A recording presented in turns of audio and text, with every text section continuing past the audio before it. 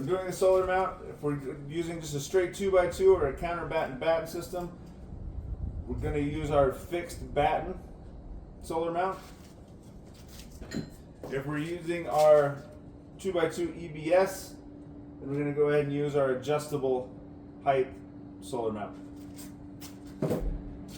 First, we're going to locate our rafter. Come in here, pre-drill those holes into the rafter. Take your caulking and caulk those holes. Take the lag bolts that are included. Set the solar mount. And then install lag bolts.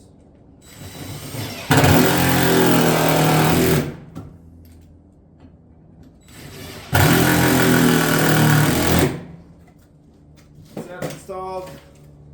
We can go and bring our panel right over the top. Put a fastener on either side.